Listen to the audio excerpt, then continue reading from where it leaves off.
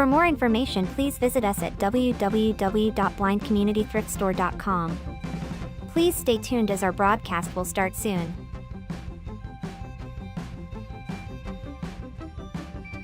Please remember to like, comment, and subscribe on our YouTube channel now. At Blind Community Thrift Store on YouTube, and more info about this radio reading service, Navalins, and the Blind Community Thrift Store at www.blindcommunitythriftstore.com. The Blind Community Thrift Store radio reading service will begin shortly. We will be reading local news from around the Southwest Missouri area, Monday through Friday, 10 a.m. to 12 p.m. on YouTube, KSMU, and on the Audio Reader Network at Kansas University. For more information, please visit us at www.blindcommunitythriftstore.com. Please stay tuned as our broadcast will start soon.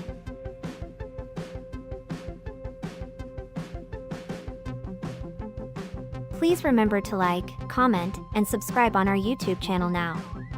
At Blind Community Thrift Store on YouTube, and more info about this radio reading service, Navalins, and the Blind Community Thrift Store at www.blindcommunitythriftstore.com. The Blind Community Thrift Store radio reading service will begin shortly. We will be reading local news from around the Southwest Missouri area, Monday through Friday, 10 a.m. to 12 p.m. on YouTube, KSMU, and on the Audio Reader Network at Kansas University. For more information, please visit us at www.blindcommunitythriftstore.com. Please stay tuned as our broadcast will start soon.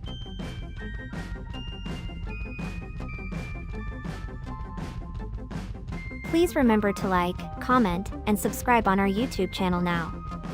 At Blind Community Thrift Store on YouTube, and more info about this radio reading service, Navalins, and the Blind Community Thrift Store at www.blindcommunitythriftstore.com. The Blind Community Thrift Store radio reading service will begin shortly. We will be reading local news from around the Southwest Missouri area, Monday through Friday, 10 a.m. to 12 p.m. on YouTube, KSMU, and on the Audio Reader Network at Kansas University. For more information, please visit us at www.blindcommunitythriftstore.com. Please stay tuned as our broadcast will start soon.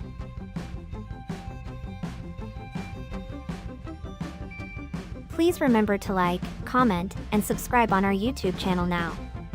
At Blind Community Thrift Store on YouTube, and more info about this radio reading service, Navalins, and the Blind Community Thrift Store at www.blindcommunitythriftstore.com. The Blind Community Thrift Store radio reading service will begin shortly. We will be reading local news from around the Southwest Missouri area, Monday through Friday, 10 a.m. to 12 p.m. on YouTube, KSMU, and on the Audio Reader Network at Kansas University. For more information, please visit us at www.blindcommunitythriftstore.com. Please stay tuned as our broadcast will start soon.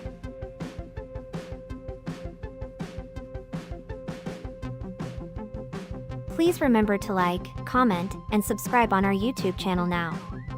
At Blind Community Thrift Store on YouTube, and more info about this radio reading service, Navalins, and the Blind Community Thrift Store at www.blindcommunitythriftstore.com.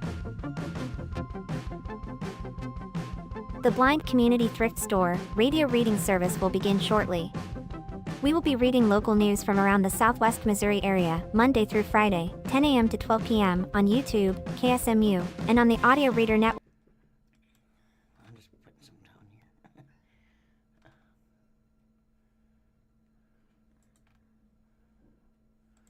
Okay.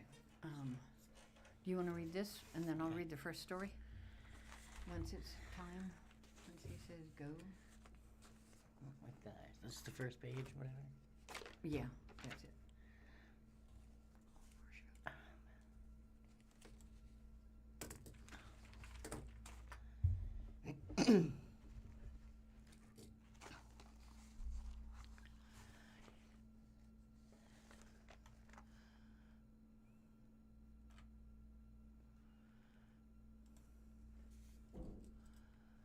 Time is 10 a.m.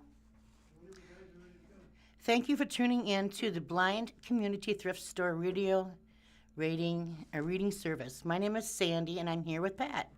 We invite you to listen to our broadcast both live and on demand. Our live sessions are available on the Blind Community Thrift Store YouTube channel, Monday through Friday between 10 a.m. and 12 p.m. each week. Additionally, you can access on-demand content through the Audio Reader Network, which offers a wide range of audio materials for the visually impaired community. To explore content from the Audio Reader Network, please visit www.reader.ku.edu. The site provides details about accessing convenient content via Amazon Alexa Audio Reader Network mobile app and information on receiving radio to listen to the broadcast by KSMU Radio. All broadcasts are played over KSMU's subcarrier airwaves at 67 kilohertz on 91.1 from 3 p.m. to 5 p.m., Monday through Friday. Contact Audio Reader Network for information on receiving the pre-programmed radio.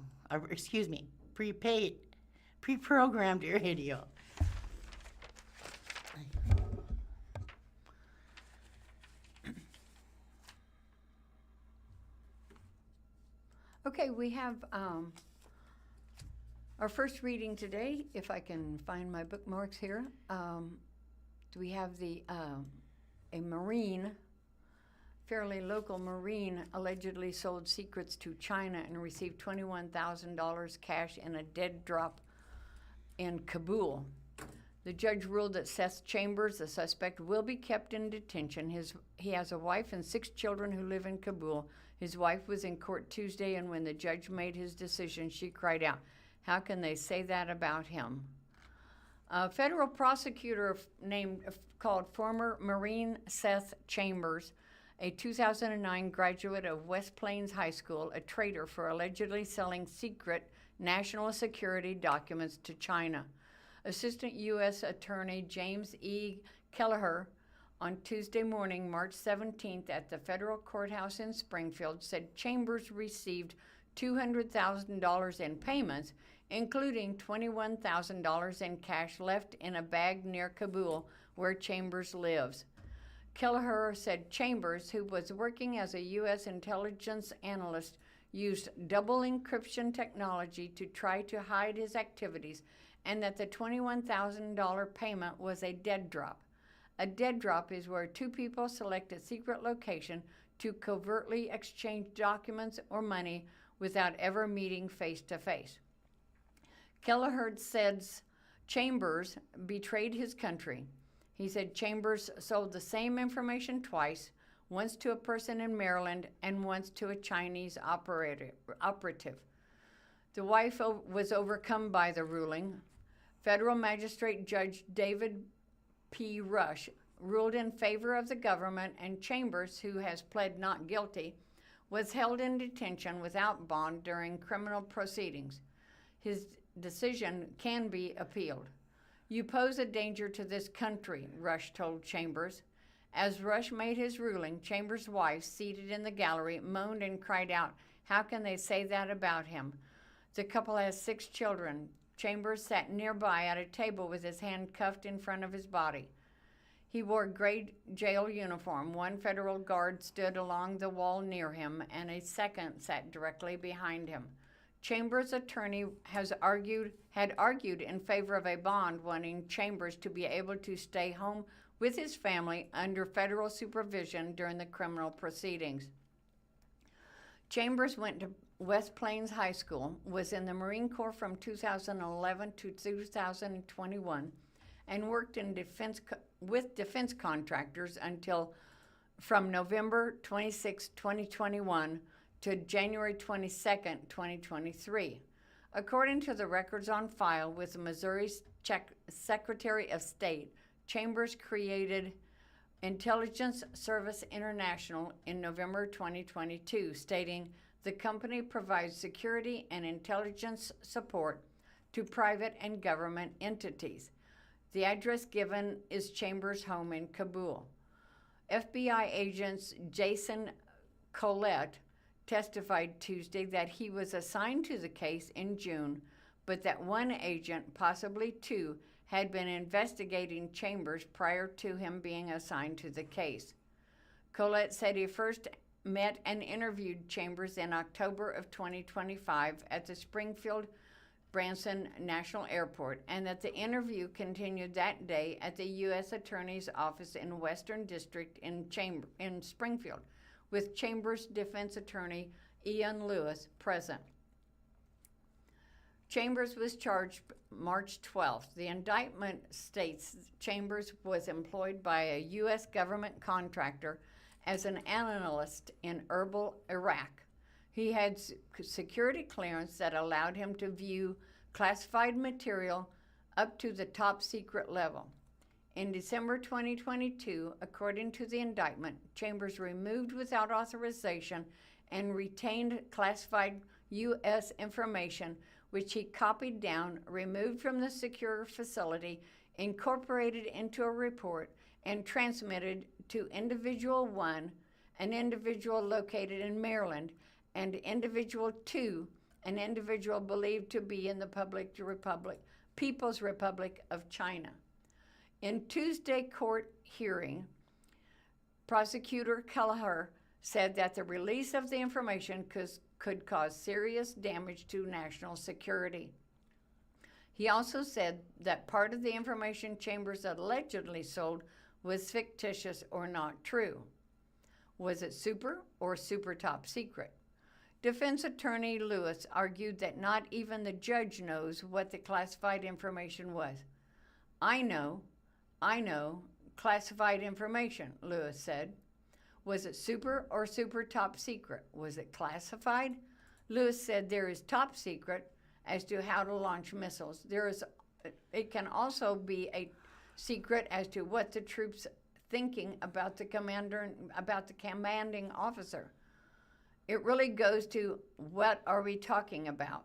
Lewis also questioned how much of what allegedly sold was fictitious. He mentioned, for example, the alleged $21,000 dead drop payment near Kabul. Was that the information that was top secret, or was that the fictitious information?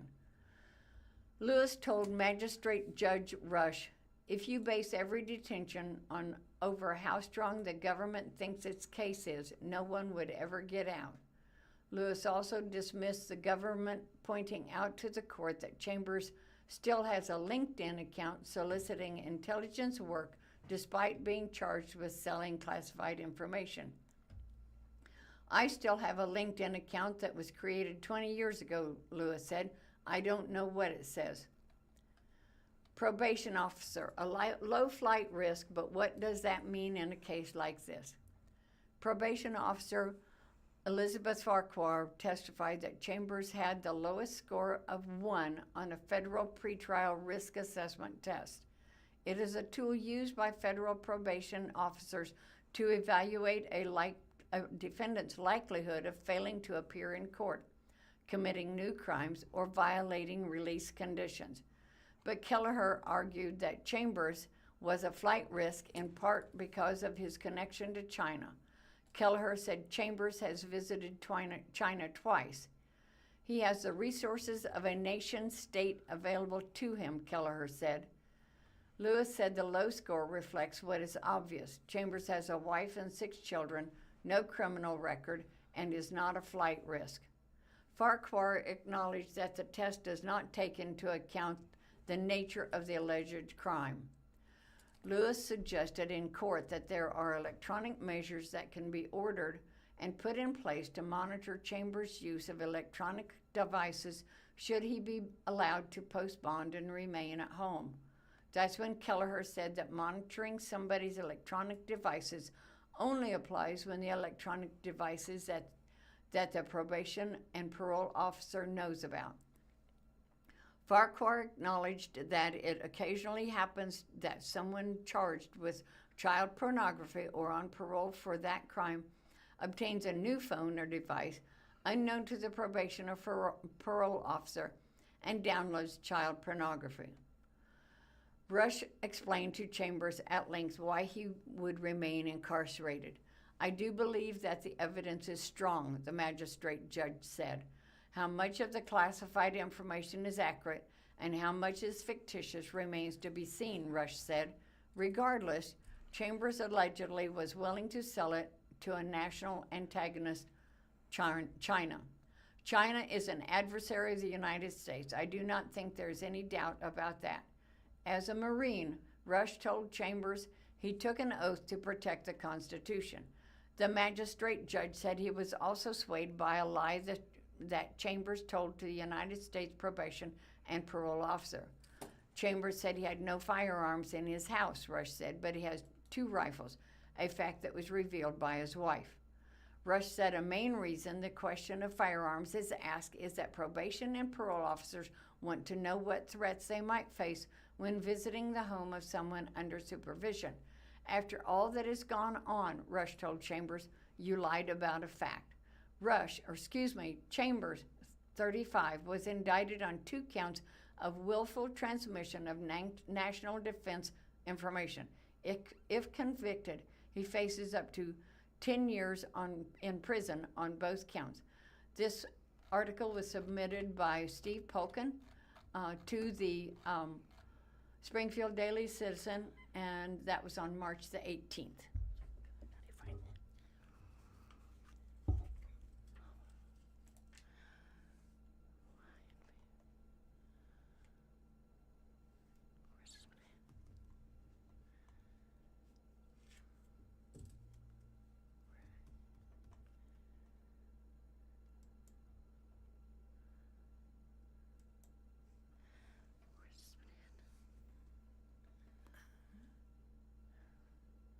Just grab one. There. Up. Top one over there. Hawaiian Brothers bring island favors to Springfield with grand opening on March 23rd. The fast casual island-inspired restaurant chain located at 1272 East Battlefield Road is operated by franchise Ohana Restaurant Group.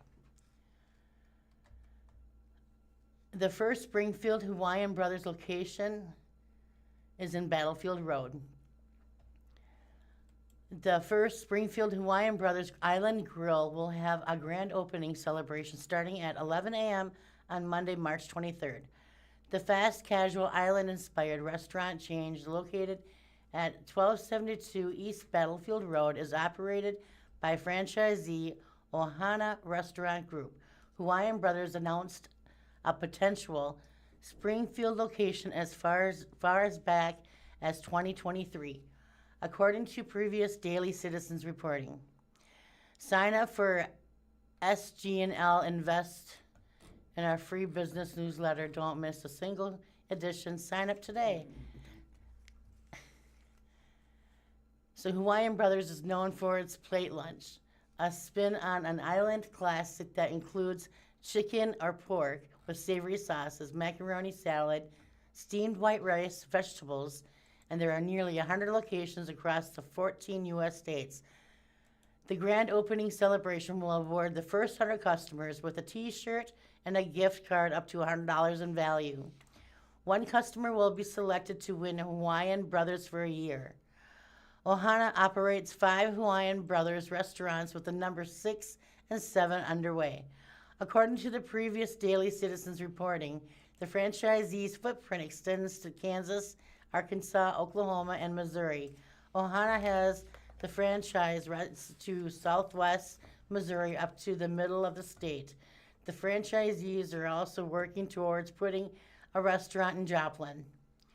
Ryan Collins is a business and economic development reporter for the Springfield Daily Citizen. Collins graduated from Glendale High School in 2011 before studying journalism and economics and at the University of Missouri, Columbia. He has previously worked for Bloomberg News. Contact him at 417-849-2570 or Rollins at sgfcitizen.org. More by Rollin Collins.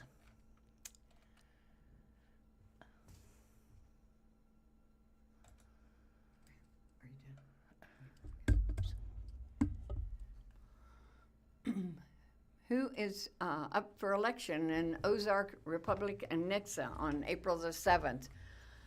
We have an election coming up Tuesday, April the 7th. Voters in Republic, Nixa, and Ozark will elect new members to their city councils in April. There are contested races for city council districts in Nixa and Republic. While none of the candidates running for Ozarks Board of Aldermen face competition, the Ozarks School District's board has 3 seats up for election and 5 candidates in the race. Learn more about these candidates for each elected position up for vote in Ozark, Nixa, and Republic. In Ozark, members of the Board of Aldermen in Wards 1 and 2 are running for re-election without opposition. The Ward 3 seat is also up for election due to a vacancy, but there is no one on the ballot, so voters can write in a candidate. Voters throughout Ozark will also elect a new member on the Ozark Special Road District. Voters will elect 3 board members to 3-year terms on the Ozark School District Board of Education. According to previous reporting from the Daily Citizen, there are 5 candidates in the race. Incumbent Amber Bryant, current president of the board and first elected in 2023. She works as an Employee Services Director for Christian County. Incumbent Matthew Grocock, who was appointed to the board in 2025. He is an attorney and president of PMA Holdings, LLC. Incumbent Christina Tonsing, a math teacher at the high school and collegiate levels. She was first elected in 2023. Newcomer Cindy Baker, a licensed professional counselor with Touchtone Counseling. Newcomer Patrick Sullivan, a math professor at Missouri State University. The top 3 go-getters will serve on the school board. Ozark Special Road District.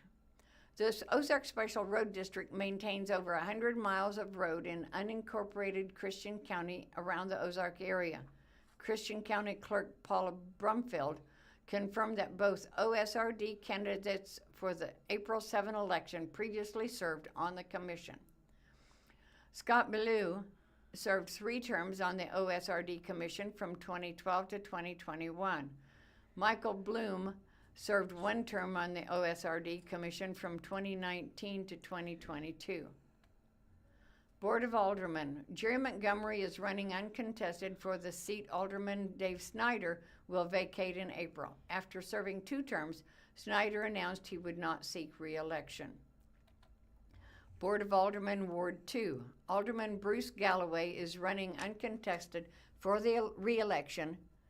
His 3rd term on the Board of Aldermen ends in April. He is an attorney who practices family law from a building he renovated on the Ozark Square, according to the city's website. Board of Aldermen, Ward 3. Voters may write in a nomination for the vacant Ward 3 chair on the Board of Aldermen. The position was most recently occupied by Alderman Eddie Campbell, who resigned effective February 3rd, 2026.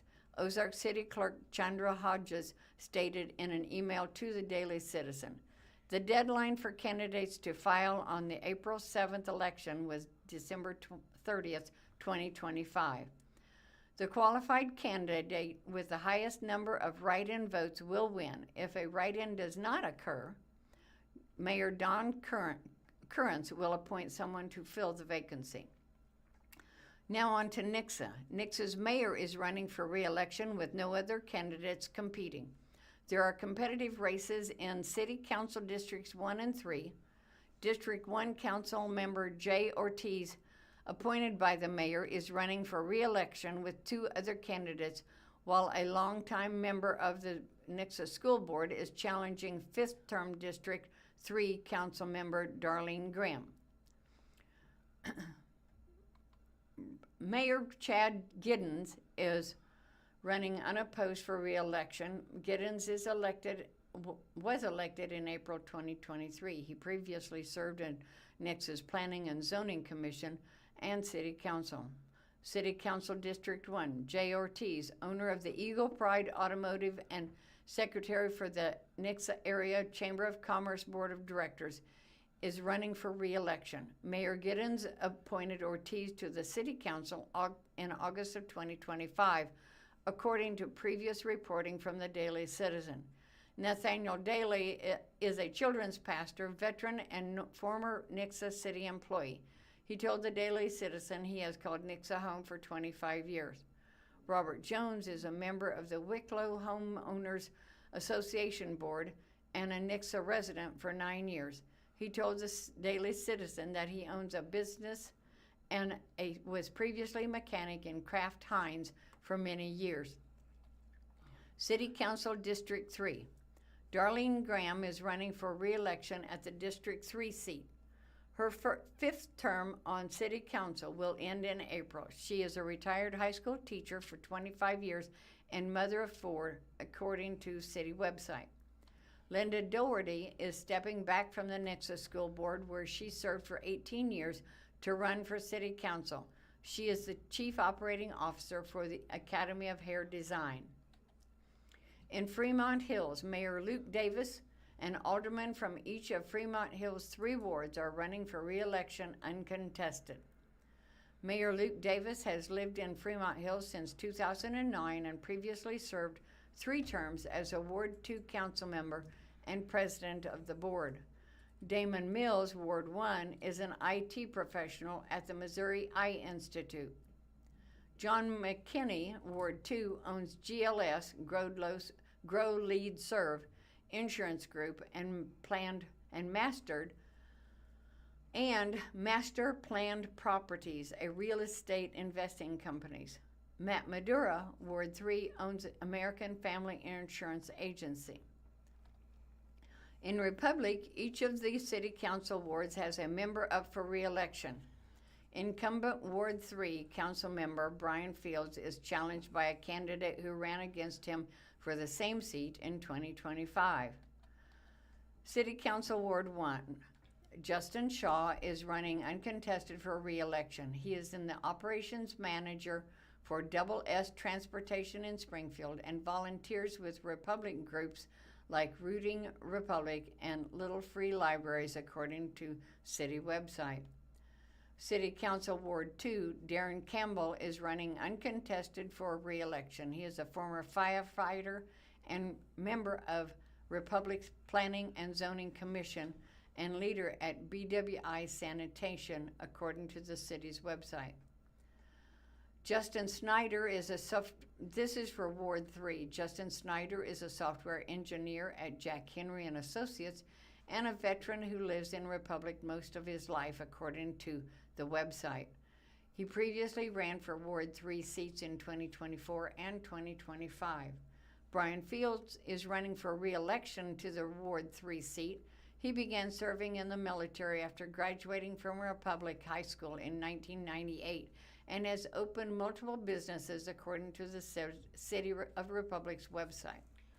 City Council Ward 4, Daniel Harder is running uncontested for re-election. He previously served as a Republic City Council member and mayor for 8 years, according to the city website. Voting information. Polls will open Tuesday, April 7th at 6 a.m. and close at 7 p.m. You may find your polling location at the county clerk's website. To receive a ballot, you must be registered to vote and show an acceptable form of identification from the options listed here. They are listed as a non-expired Missouri driver or non-driver's license, a non-expired military ID, including veteran's ID card, a non-expired U.S. passport, or another photo ID issued by the United States or the state of Missouri, which is either not expired or expired after the date of the most recent general election. If the driver or non-driver license has expired after the most recent general election, it is an acceptable form of ID.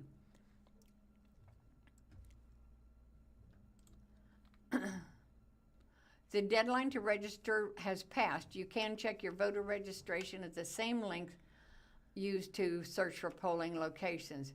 No excuse absentee voting for the April 7th election began on Tuesday, March the 24th. In Christian County, the clerk's office must receive the voter's absentee application for the April 7th election by 5 p.m. March 25th. Absentee voting is available at Christian County's clerk's office, 100 West Church, room 304 on the third floor of the historic courthouse, Monday through Friday between 8 a.m. and 4 p.m. and on Saturday, April the 4th, from 8 a.m. to noon. Voters can also request an absentee ballot by mail by downloading and completing the election form on the website and returning it by email to eflood@christiancountymo.gov. In Greene County, absentee voting is available at the Greene County Archives at 1126 North Boonville Avenue, Monday through Friday between 8 a.m. to 5 p.m., up to and including the day prior to the election, and on Saturday, April 4th, from 9 a.m. to 1 p.m. at the same location. Beginning on March the 31st, absentee voting will be available at the Library Center at 4653 South Campbell Avenue. Absentee voting will continue at the Library Center through April the 4th and again on April the 6th. Voters who vote absentee in person and are not required to give a reason for doing so. There are two places available for absentee voting, starting on the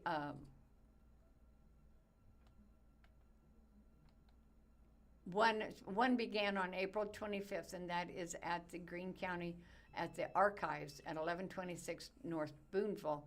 And on March 31st, voting will also be available at the Library Center on South Campbell. Voters can also request an absentee ballot by mail by downloading and completing the application form at https://vote.greenecountymo.gov and returning it by email to absenteevoting@greenecountymo.gov. The deadline to request an absentee ballot is Wednesday, March the 25th. In order to vote absentee by mail, voters must state one of the following reasons: absent on election day from the jurisdiction of the election authority in which the voter is registered to vote, incapacity or confinement due to illness or physical disability on election day, including a person who's primarily responsible for the physical care of a person who is incapacitated or confined due to illness or disability and resides at the same address, religious belief or practice, employment as an election authority or an election authority at a location other than the voter's polling place, a first responder, a healthcare worker, or a member of law enforcement. Incarceration, provided all qualifications for voting are retained, and certified participation in the address confidentiality program established under RSMO 589.660 to 589.681 because of safety concerns. Ballots must be completed and received by 7 p.m. on Election Day to be counted. This article was presented by Zoe McIntyre to the Springfield Daily Citizen just 4 hours ago. Logan and Rogerville dominates Clayton for the first boys basketball state title since 1982. The Wildcats won their first 17 games of the season, including a pair of blowouts in Columbia. It was a dominant show-me-down performance for Logan Rogerville. In 2 games, the Wildcats shot a combined 65% of the field to capture the school's first boys basketball state championship since 1982. On Saturday, it was sophomore Titus Moore who led the way with 20 points as Logan Rogerville cruised by Clayton 72-36 in the Class 4 state title game at the Mitsue area in Columbia. The goal was just to come out and do exactly what I could do for my team, Moore said. I just wanted to win and give everything I had for the seniors. For this team, I love this team. After falling in the state's semifinals each of the past 2 seasons, Logan Rogersville 29-3 won its last 17 games of the season following a narrow loss to the national power St. John Bosco, California, in the Tournament of Champions in mid-January. Logan Rogersville's Indiana-bound junior guard Chase Braham added 15 points Saturday on 6 of 9 shooting. He said the experience of playing in the Tournament of Champions and beating the nationally ranked Wheeler team helped prepare the Wildcats for the postseason. I would say the main thing is speed of the game, Braham said. After a decisive win over 6-time defending champion Vashon in Friday's semifinal, there was no letdown for Logan Rogersville against the underdog Clayton 24-8 team in the championship game. Clayton forced a turnover on Logan Rogersville's first possession and scored to make it 2-0. The Wildcats would score the next 12 points, and their lead was never threatened over the next 3.5 quarters.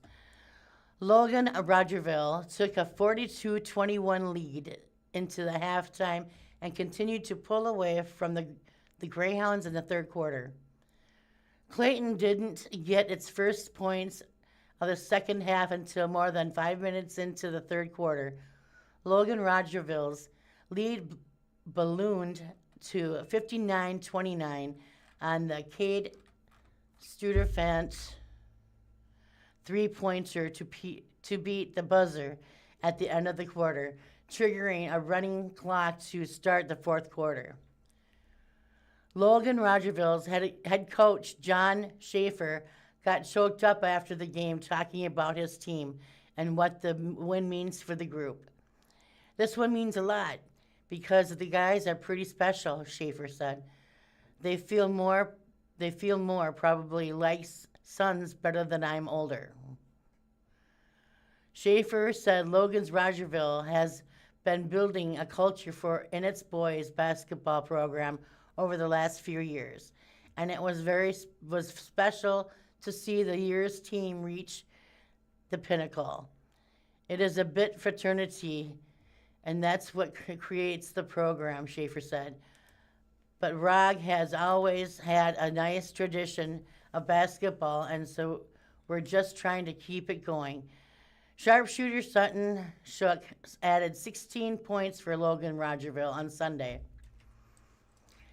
It is very special, Shook said after the game. These guys are all my best friends. One common goal. We got it done. It really hasn't settled yet, but I'm sure it will soon. Sebastian Bolton led the way for Clayton with 9 points.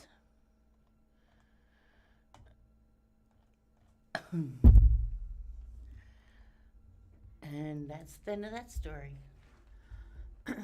From the Springfield Daily Citizen, just updated 5 hours ago, judge has denied a new trial for ex-Brookline fire chief in a sex abuse case. Following an hour-long hearing on Friday, March the 20th, Judge Jerry Harmison overruled Larry Camano's motion for a new trial. Despite his attorney's arguments that the jury saw prohibited evidence, the former Brookline fire chief, who was found guilty of sexually abusing a teenage girl, will not be getting a new trial. Larry McConnell, 76, was found guilty of 1 count of statutory sodomy and 1 count of second-degree rape by a Greene County jury in January. Following the trial, Judge Jerry Harmison overruled the defense's motion for a mistrial and set a motion hearing for a new trial, which took place on Friday, March the 20th. After that hour-long hearing, McConnell's attorneys Adam Woody and Ty Harden argued their client deserved a new trial because the jury likely watched a portion of the interrogation video that was supposed to be edited out. In the end, Harmison overruled the defense's motion for a new trial and set McConnell's sentencing date for May 18th. The victim was a junior cadet with the fire department. The victim, who attended the March 20th motion hearing, was a volunteer junior cadet with the Brookline Fire Department in 2016 when the sexual abuse happened, and was sometimes hired by McConnell to work around his farm and take care of McConnell's ailing wife. McConnell had been charged with 3 counts of second-degree statutory sodomy and 1 count of second-degree rape. The jury convicted him of only one of those sodomy charges as well as the rape charge. The statutory sodomy charges stemmed from the alleged sexual abuse that would have occurred between December 26, 2015 and March 1, 2016, when the girl was 16 years old. The jury found McConnell guilty of placing his hand on the victim's vagina during the time period. The jury found McConnell not guilty of 2 other sex crimes during that time period. The rape charge stemmed from when the girl was 17. What was in the unedited video? The 3-day trial held in Judge Jerry Harmison's courtroom earlier this year was the second time McConnell stood trial on these charges. McConnell was found guilty on all counts in a bench trial in 2019 and was sentenced to 10 years in prison. He served 4 years when, in 2024, the Missouri Court of Appeals for the Southern District overturned his conviction after determining the attorneys from his first trial did not present evidence that could point to his innocence. McConnell was interrogated by 2 deputies with Greene County Sheriff's Office in 2017. In that video-recorded interrogation, one of the investigators told McConnell she was taking his phone immediately in case there was any child pornography on it. Because Judge Harmison ruled before the trial started that the prosecution was not allowed to admit any propensity evidence that McConnell might have had photos of a naked girl on his phone, the portion of that interrogation video in which the investigator made the child pornography statement was edited out when it was played during the trial. But when the jury requested to watch it again during deliberations, the jury was given the entire video, including the portion with the investigator making the statement, before the attorneys realized what had happened. There is no question the jury received unauthorized evidence, Woody said on Friday, because that went back to the jury during deliberations. The only remedy as we sit here today is to order a new trial. Woody reminded Harmison about McConnell's first trial in his arguments on Friday and accused prosecutors of having a win-at-all-cost mentality when it comes to convicting McConnell. According to McConnell's attorneys, no evidence of child pornography was found on McConnell's phone. However, Woody accused prosecutors of hinting at its existence during the trial. For some reason, they are just hung up on this theme of child pornography, and they have been since day one. And the problem is we know that there was not child pornography found on any of his devices, Woody said. The state was just trying throughout this trial to inject the issue of child pornography. Woody argued that there was reasonable probability that the jury being exposed to the full interrogation video affected the outcome of the trial, which was close. Woody called it a 50-50 case at both. That was essentially he said, she said. He also argued the jury received the unedited video at the most crucial time during its deliberations. There are few things in our society right now more hot button than child pornography. You just hear that and the general society cringes at that. Few things in our society are that prejudicial, Woody said. Absolutely, there's a reasonable probability it affected the jury's verdict. Assistant Prosecuting Attorney Jacqueline Ledesma Roelis argued that jurors being exposed to unauthorized evidence doesn't automatically require a new trial, and that prejudice is not presumed. The prosecutor argued that jury winding up with the unedited version of the interrogation during deliberations was a mistake, and the state didn't violate any pretrial rulings. No evidence was presented that child pornography existed, and McConnell immediately denied having any nude photos, Ledesma Ruelas said. During the trial, prosecutors did not argue or present any evidence that McConnell possessed child pornography, Ledesma Ruelas said.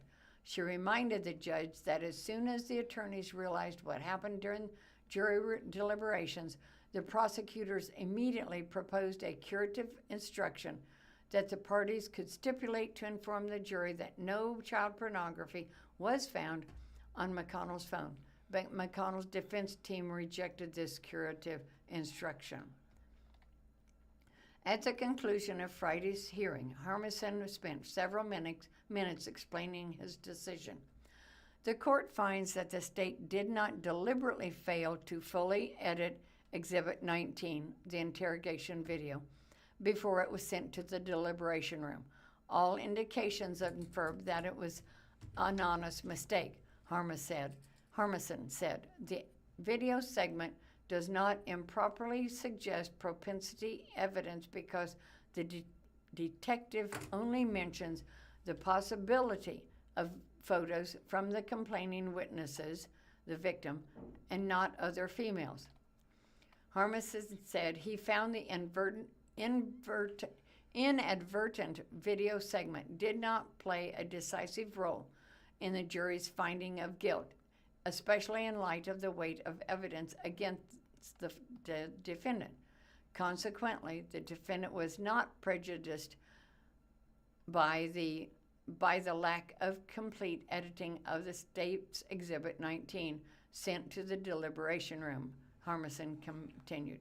Furthermore, the defendants rejected the court's offer of curative instruction. The defendant's motion for a new trial is overruled. McConnell remains free on bond. He will be formally sentenced at 1 p.m. May 18th in Harmiston's courtroom. This article was submitted by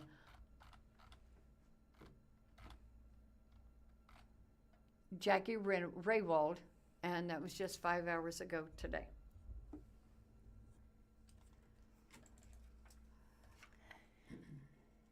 Readers ask about awful smell along Wilson Creek near wastewater treatment plant.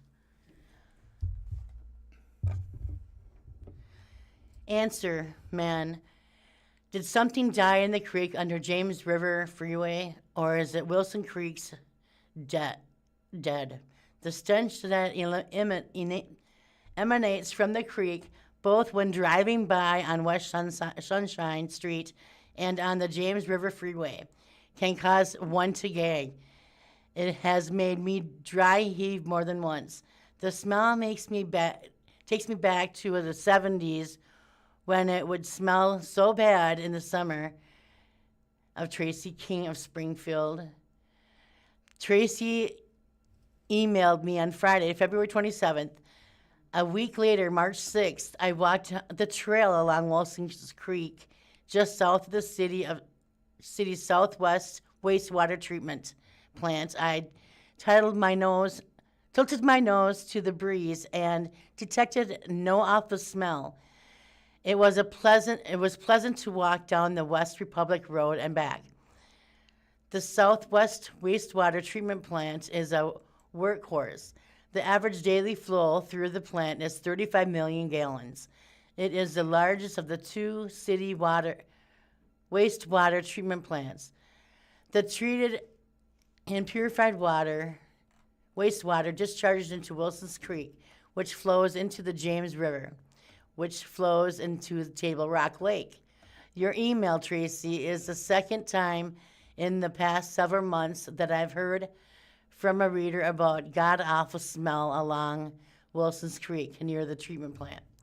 When I received the first email, I did the same thing, and the same thing happened. I got the email, waited a few days until I had the time to walk the trail along the Wilson's Creek near the treatment plant, I smelled nothing foul.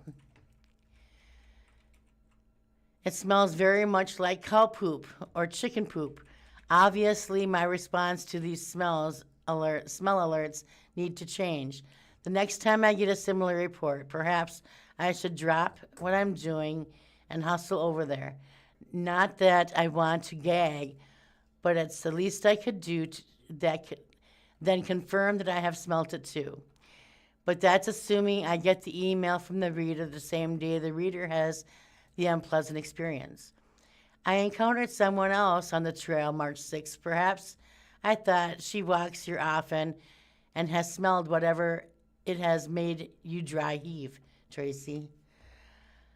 I have noticed the stench before, says Nikki Doody of Springfield. She tells me that she has smelled it not while walking on the trail, but while driving over the creek on Republic Road. I have been told by my father that it is from fertilizer in the field, she says. It smells very much like cow poop or chicken poop. Quality of discharge water closely monitored. For various reasons, I don't believe the smell is coming from the creek itself. As I said, the effluent from the treatment plant shows south to Wilson's Creek, where the creek intersects with Sunshine Street, is to the north, where you say you also smelled the bad odor. Tracy, creeks don't flow in two directions at the same location. The city performs daily testing of the water entering and leaving the treatment plants.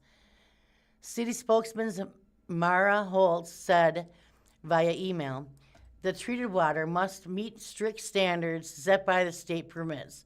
Also, the Missouri Department of Natural Resources monitors the creeks.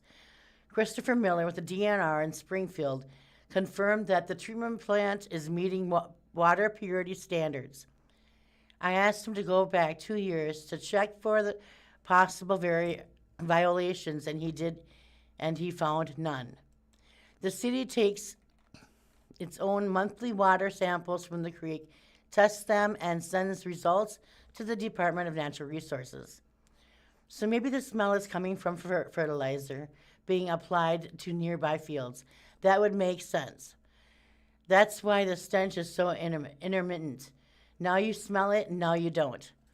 I decided to look at Greene County Assessor's map of the area around the treatment plant. My plan was to find a large parcel being farmed, call the owner, and ask about the use of fertilizer.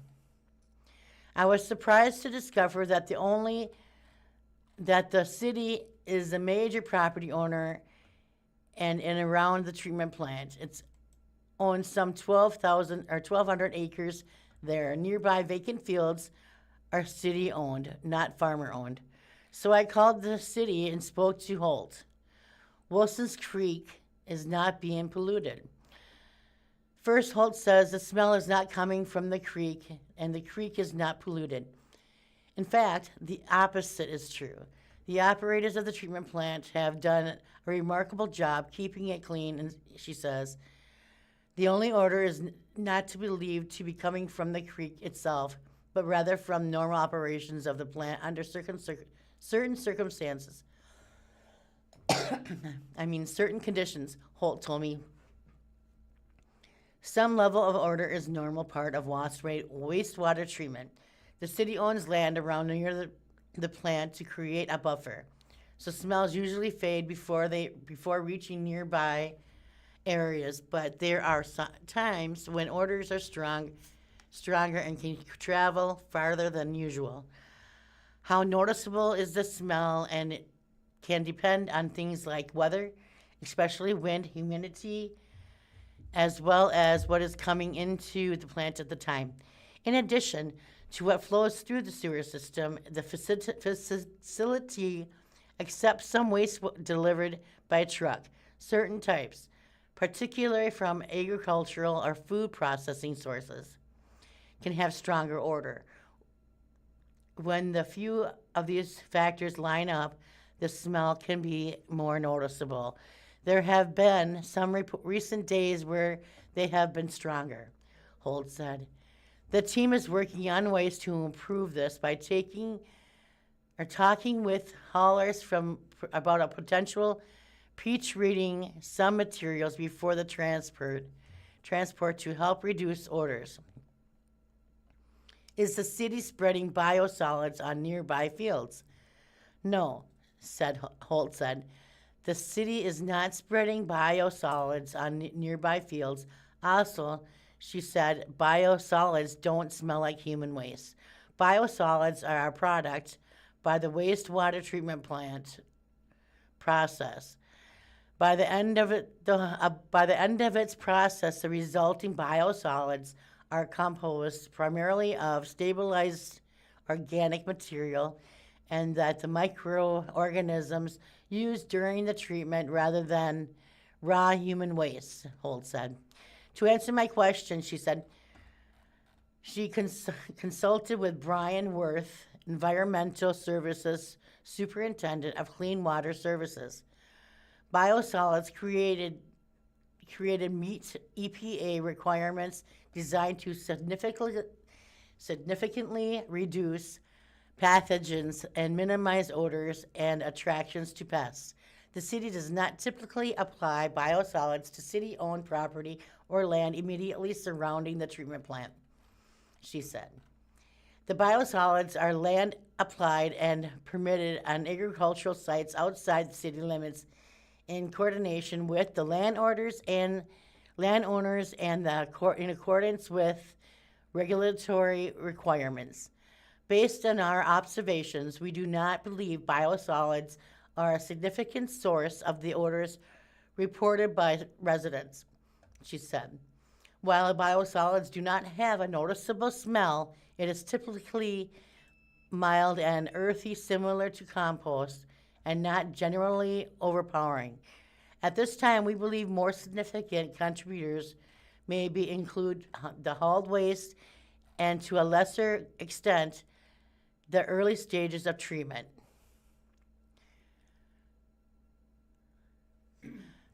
Steve Polkin writes the Polkin Around and the Answer Man columns for the Springfield Daily Citizen. He also writes criminal justice issues. Southwest Missouri warrant sweep operation results in 85 indictments. This one's actually from this past week, but it was in the afternoon, so you may not have heard it already. Federal and local law enforcement agencies in Southwest Missouri conducted Operation Spring Cleaning this week to go after those involved in violent crimes. The coordinated effort resulted in 85 federal indictments that charged 101 individuals. The U.S. Attorney's Office for the Western District of Missouri convened more than 100 law enforcement officers through the Violent Crime Abatement Team, or VCAT, a coalition of agencies to respond to violence and gun crimes. The total 18 partnering agencies included the Missouri State Highway Patrol, the sheriff's offices and police departments in the surrounding area, including the Springfield Police Department and Greene County Sheriff's Office, as well as federal agencies including Federal Bureau of Investigation and Drug Enforcement Administration. The operation spanned 2 days, March 17th through March 19th. U.S. Attorney Matt Price said at a news conference Friday, March the 20th, this time was specifically picked to align with spring break for Missouri State University, as those are times when law enforcement resources tend to be more free. Over the course of the 2 days, law enforcement seized 141 firearms, 11.2 pounds of cocaine, 1.5 pounds of fentanyl, nearly 205 pounds of marijuana, 88 pounds of methamphetamines, and 2 pounds of psilocybin. According to a news release from the U.S. Attorney's Office, 10 arrests on state warrants were executed, one of which was for suspect charged with murder in the first degree. Operation Spring Cleaning is an example of the extraordinary impact that law enforcement at all levels can have when we combine our resources and our ideas and focus collectively on aggressively crushing violent crime, Price said. From the total 85 indictments, a majority, 49, were federal firearms cases, though 9 were sex offenses. The highest concentration of apprehensions of violent offenders were in Springfield and Joplin. The operation took months to prepare for and organize, Price said. Greene County Prosecutor Dan Patterson thanked the U.S. Attorney's Office for the coordinated efforts to combine resources for greater impact. You do not just execute a warrant sweep. You send a clear message to dangerous offenders that they have no safe harbor in southwest Missouri, he said. The VCAT dates back to 2023, though it was expanded to include Joplin, Jasper County, and Newton County, in addition to Springfield last year. This article was from Marta Mais in the Springfield News-Leader on March the 20th.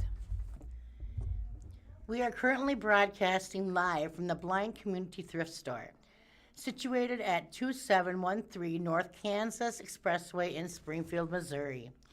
For additional information about our store, please visit our official website at www.blindcommunitythriftstore.com.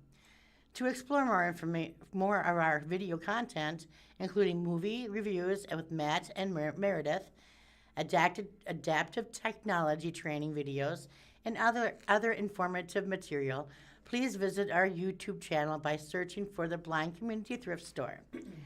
Our organization is dedicated to supporting the blind community through various initiatives, and our online platforms serve a valuable resource for community engagement and education.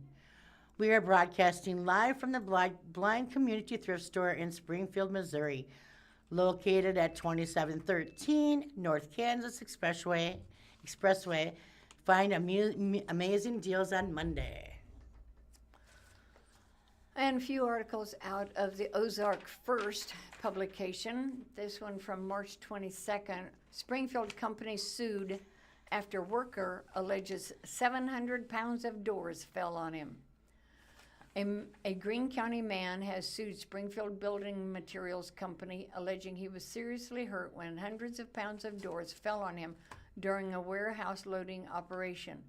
Michael Richmond filed the petition for damages against United Millworks in Greene County Circuit Court on March the 19th. According to the petition, Richmond was working for Herman Lumber Company on February 28, 2024, when he was sent to United Millworks at 903 South Crutcher in Springfield to pick up exterior doors.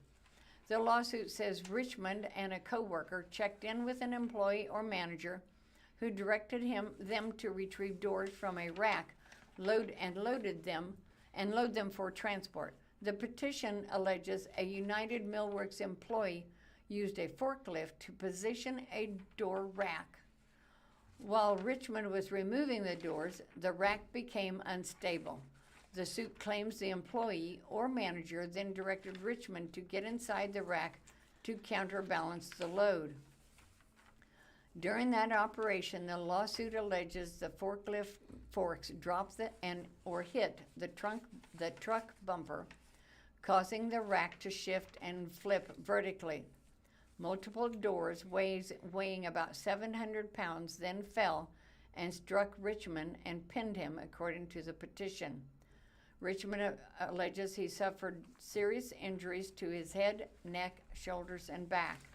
The suit accuses United Millworks of premises liability and general negligence. It alleges the company failed to keep the area reasonably safe and that its employee acted negligently during the loading operation, including by directing Richmond into an unsafe position and operating the forklift in a dangerous manner. Richmond is seeking damages for medical expenses, lost earnings, and earning capacity, and pain and suffering. He is also requesting a jury trial. A summons has been issued for the lawsuit. Ozark reached out to United Millworks for comment and has not yet received a response. Also from Ozark First, there was one death accident on I-44 in Mount Vernon, or near Mount Vernon, Missouri. Lawrence County Sheriff Brad Daly has confirmed to Ozark First that one person has died after a semi caught fire. According to MoDOT, the westbound I-44 at mile marker 41 near Mount Vernon is closed due to the accident. Officials say traffic has been diverted to exit I-44 with delays expected around eastbound. The Aurora Rural Fire Protection District has posted online that they are responding to multiple calls regarding the crash, saying several crews are working in the area. This story is developing. One of the developments on this story was that there were multiple crashes reported later in that same area. Authorities are responding to, this is last evening, authorities are responding to a series of crashes along eastbound Interstate 44 near Mount Vernon, Missouri. This comes after an initial fatal wreck involving a semi-truck fire Sunday afternoon west of Mount Vernon. Lawrence County Sheriff Bradley DeLay says deputies have worked 6 crashes in the area. The first involved a single semi-truck that caught fire, leaving one person dead and another critically injured. DeLay said another wreck at 46 mile marker eastbound involved 2 semis, required extrication, while the remaining 4 crashes involved passenger vehicles. According to DeLay, all of the crashes occurred in the eastbound lane of the interstate. He said some may have been caused by slowed traffic and drivers looking toward the initial crash scene as traffic was diverted. The crash prompted a large emergency response, with 4 fire departments providing mutual aid. Interstate 44 westbound at the mile 41 marker in Lawrence County has been closed since about 3 p.m. Traffic is being diverted to exit 44 with delays expected, particularly in the eastbound lane. Aurora Fire Protection District said multiple crews responded to the area as the crashes unfolded. Authorities have not released the identity of those involved, and the crashes remain under investigation. This article was submitted to Ozark First by Jesse Inman Sunday evening.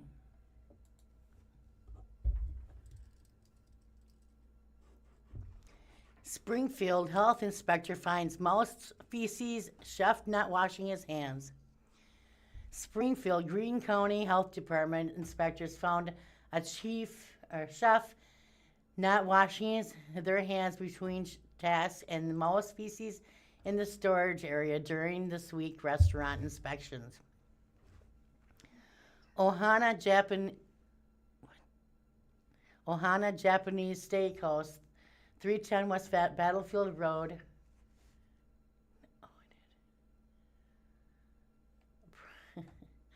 Had 4 priority violations for non-priority violations during the March 11th inspection, according to the report.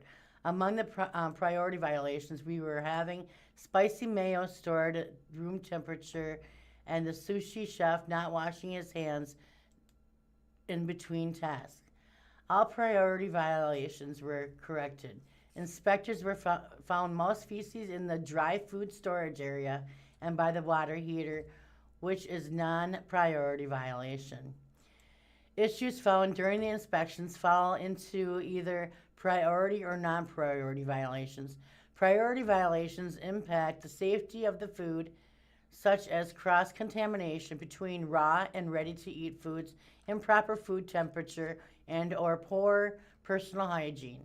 The employee health, multiple priority violations can lead into an establishment being shut down.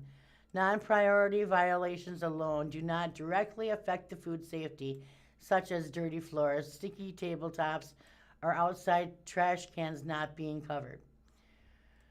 Food inspections take place 1 or 2, 3 times a year, depending on the food types served. But the population served, difficulty of food preparation and past history. Restaurants preparing food from raw ingredients are inspected more often than convenience stores that serve only non-potentially hazardous foods, such as popcorn, soda, according to the Springfield Greene County Health Department. Each report identifies what was happening at the establishment at the time. Consumers who want to know whether the violation is a one-time thing or a pattern are encouraged to refer to the previous reports. Here are food inspections from the past week. Ed Randos LLC, 204 South State Highway 125, March 12th, routine inspection, result active, no violations cited during inspection. Aldi Food Store, number 67, 421 East Battlefield Road, Springfield, March 16th, routine inspection, results active, no priority violations. One non-priority violation, observed a gap on bottom of exterior door in warehouse area, education given. Aldi Food Store 72, 1645 East Kearney Street in Springfield, March 16th, routine inspection. Result active, no violations noted. Amazon Asian 2941 East Battlefield Road, Springfield, March 11th, routine inspection. Result active, no priority violations. One non-priority violation. Observed cardboard used for multiple services in the facility. Andy's Frozen Custard Inc., 4420 South Campbell Avenue, Springfield, March 12th, routine inspection. Result active, no violations cited. Ash Grove High School Cafeteria, 100 North Maple Lane, Ash Grove, March 12th, routine inspection. Result active, one priority violation observed, shredded cheese with discard date on March 11th, which was corrected on site by discarding food, and education was provided. No non-priority violations. Bears All-American Sports Grill, 3821 South Campbell Avenue, Springfield, March 18th, routine inspection, result active. No priority violations. Two non-priority violations observed. Debris on the air gate in the wall of in the cooler. Education given and observed, and no bleach test strips available for use. Education given. Big Mama's Coffee and Espresso, 1010 North Boonville Avenue, Springfield. March 18th, routine inspection. Result active, no priority violations. Two non-priority violations. Observed no sanitizer test kit available, which is a repeat violation. Education was given, and observed employee hand washing sink obstructed upon arrival for inspection. Education given and corrected on site. Brahms Ice Cream, number 193, 3020 East Sunshine Street, Springfield, March 11th, routine inspection. Result active and no violations cited. Brick and Mortar Coffee, 1666 East St. Louis Street, Springfield, March 19th, routine inspection. Result active, no violations cited. Cafe Cuso, 324 East Commercial Street, Springfield, March 18th, routine inspection. Result permitted with reinspection. One priority violation observed, and two-door reach-in cooler in the kitchen with ambient temperature at 46 degrees, Coba 45 degrees, tuna steak 45 degrees, and soup 51 degrees. Items were voluntarily discarded, and food at 41 degrees or below were moved to a different cooler. Education given not to store any potential hazard food and cooler until holding 41 degrees or more. Non-priority violations. Cedars Restaurant, 3322 South Campbell Avenue, Springfield, March 17th. Routine inspection results active. 3 priority violations observed. No date on ready-to-eat potential hazardous items, which was corrected on site. And education provided. Observed raw bacon and eggs washed, stored over ready-to-eat. Diced tomatoes and onions in walk-in cooler, which was corrected on site. Education given. Observed employees drink without lid and at food prep station, which was corrected on site. Education given. No priority violations. Chick-fil-A, 37 South Glenstone Outer Road, Springfield, March 11th. Routine inspection result active. No violations cited. Chili's Bar and Grill, 320 South Glenstone Avenue, Springfield, March 12th. Routine inspection active. 1 priority violation observed. Employee handled burger bites and mozzarella cheese sticks with bare hands.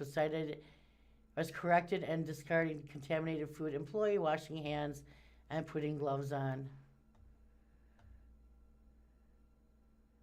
And I think that's it for the restaurants. It goes back later dates, and we're gonna go continue to bat. Well, here's some things that are going on, or what the special month and special week and special day are. And I'm going to start off with the National Secondhand Shopping Week. That is this week, all week long. Observe the 4th full week of March. So head on down to where? Blind Community Thrift Store. That's our favorite one. Then also today, I mean, who knew that today would be Cuddly Kitten Day, National Puppy Day,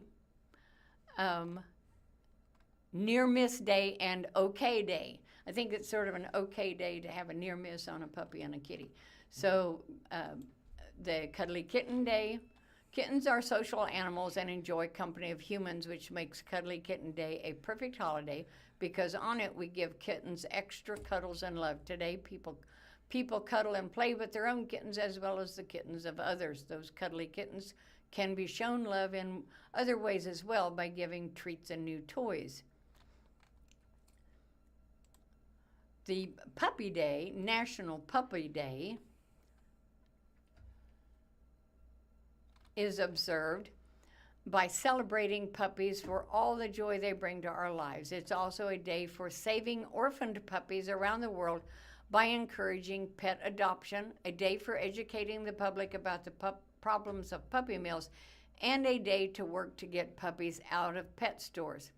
The day was created in 2006 by celebrity pet and home lifestyle expert and author Colleen Page, who has founded other holidays about pets such as National Dog Day and National Cat Day. National Puppy Day is now considered an international day as it has spread around the globe. Then for Near Miss Day, this commemorates the time when the 4581 Asclepius asteroid had a close call with Earth, passing by at about 425,000 miles away. This may seem like a long distance, but in space distance it's very close and missed striking the Earth by about 6 hours. It was closest to the Earth between March 22nd and the 23rd, 1989, but was not discovered until March 31st by astronomers Henry Holt and Norman G. Thomas at the Palomar Observatory in California. So it happened a week before we knew about it, but it was a near miss. Then the OK Day. OK, an abbreviation or word, is often written as OK. OK or OK. That's capital O dot, capital K dot, or lowercase OK, or OKAY, is celebrated today.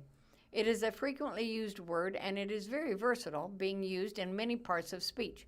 It can be used as an adjective to refer to something mediocre or average. It was okay. As a verb to show approval or acceptance, he okayed the request. As a noun to showing approval, he put his okay on the project. And as an adverb describing how well something was done, she did okay. And as an interjection or discourse marker while speaking, okay, now it's your turn. The word is also popular in other languages besides English. It is believed the word was first used in the 1830s as a slang word, particularly by those young and educated who misspelled words intentionally and then abbreviated them. OK stood for OLLKORRECT, which is a misspelling of all correct. Other slang words at the time were KY, standing for no use, a misspelling of NOUSE, and KG, standing for no go, KNOGO, a misspelling of no go, and OW, standing for OLLWRIGHT, a misspelling of all right. The words made its print and debut on March 23, 1839, in the Boston Morning Post, explaining why OK Day takes place when it does. After its print debut, it's slowly making its way into the American lexicon. It was further propelled into prominence by the 1940 presidential election. Democrat Martin Van Buren was up for re-election, and a group of his supporters tried to influence voters was called the OK Club. This name partly referred to the Van Buren nickname Old Kinderhook. His hometown was Kinderhook, New York, and partly to the term that had recently appeared in the Boston Morning Post. The phrase "okay is okay" was used by his campaign. The things didn't turn out okay for Van Buren, though, as he lost the race to William Henry Harrison. Not only did those on Van Buren's side use the phrase, but the opposing party, the Whigs, used the phrase to sully the name of Andrew Jackson, a former Democrat president and one of Van Buren's mentors. They falsely claimed that Jackson had invented the word okay, asserting that he did not know how to spell all correct. They said he wrote okay on documents to indicate they were correct because his spelling difficulties precluded him from writing the full phrase.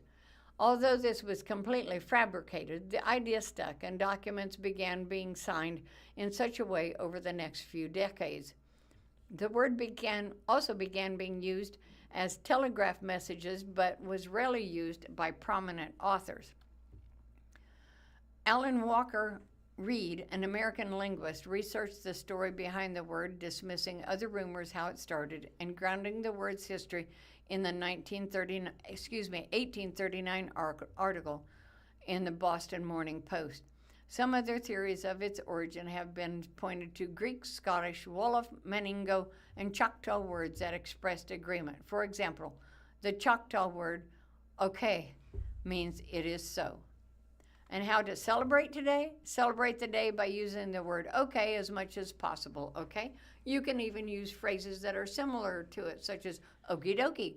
You could also gain a deeper understanding of the word from Alan Metcalf's Okay, the Improbable Story of America's Greatest Word. And that's it from Special Days Today. I hope that's okay. In Missouri and elsewhere, the GOP shifts tax burden towards sales tax. There's no doubt that raising sales tax in order to lower property taxes will shift more of South Dakota's tax burden to lower income residents. Republican Senate Majority Leader Jim Melhath said, "It is regressive," he said. "There is no denying that." But Melhath said that the state's modest sales tax increase will bring a much-needed reprieve from rising property taxes. Under two bills of Republican government, Larry Roden signed it into law last week. South Dakota is among several Republican-led states this year's pushing higher sales tax as a way to pay for other tax cuts. The moves will force lower and middle income residents who spend a larger share of their earnings than the wealthy to foot more of the bill for the state services advocates say. Rich families have the luxury of taking away their incomes into savings, but then low income people and middle income people, they spend all their income to make ends meet or to pay for necessities, said Aiden Davis, State Policy Director at the Left Leaning Institute on the Taxation and Economic Policy. And that's really the reason why these consumption taxes fall in so much harder than everyday people. In some states, including Georgia and Missouri, the efforts come as a part of a year-long push to reduce or eliminate state income taxes, which supporters say will make states more competitive for businesses and residents. In other places, including South Dakota, lawmakers see sales taxes in a way to help provide relief for climbing residential property taxes. Under one of the new laws, South Dakota sales tax rate will rise from 4.2% to 4.5% next year, collecting an estimated of $114 million in additional annual sales. It ends a temporary sales tax cut lawmakers agreed to in 2023. A separate law was passed this year allows counties for the first time to levy a half-cent sales tax to offset homeowner property tax. Last month, the Bureau of Finance and Management Commissioner Jim Terwilliger estimated his family of four would spend an additional $160 each year if his county implemented a new sales tax. But he projected the average property tax savings statewide would be about $660 per owner-occupied home. Mehaf said that sales tax can help some counties, such as those in Black Hills, collect more from tourists rather than local homeowners. And it makes some sense, he said, because the people who come here are driving in on our roads, they are using our water and sewer systems, and those things that are supported by property taxes.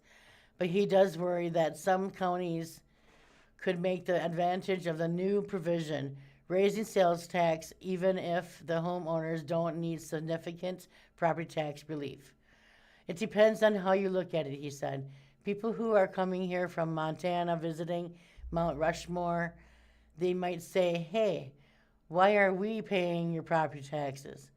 Lawmakers have been facing mounting complaints over the homeowner property taxes, which have increased since the COVID-19 pandemic, when a wave of immigrations and other factors drove up home values. As home prices soared, South Dakota home property tax collections surged from about $482 million in 2016 to about $815 million last year.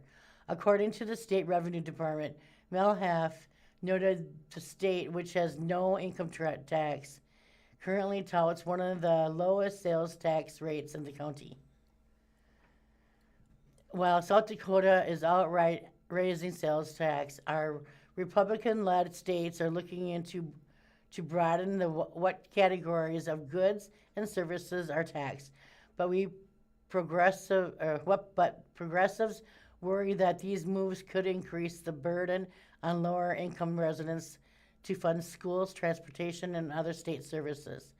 Already 40 states have tax structures tilted in favor of wealthiest earners, according to the Institute of Taxation and Economic Policy. With booming economies and the infusion of federal funds, Republican and Democratic states alike have repeatedly slashed taxes in recent years. But now the federal government is cutting support to states, raising the costs for safety net programs such as Medicaid and food assistance, Davis noted. So the other conversations are more transparent and clear than the previous year, she said. The result of taxes that are permanent is that untimely, we are going to make it up somewhere. You are going to make it up either through cuts to programs that people care about, or you're going to make it up by increasing consumption taxes. She said more states, including Florida, Ohio, and Oklahoma, may be forced to look at increased sales tax, and some lawmakers and advocates push measures to abolish property taxes, which would constrict state revenues, shifting the tax burden.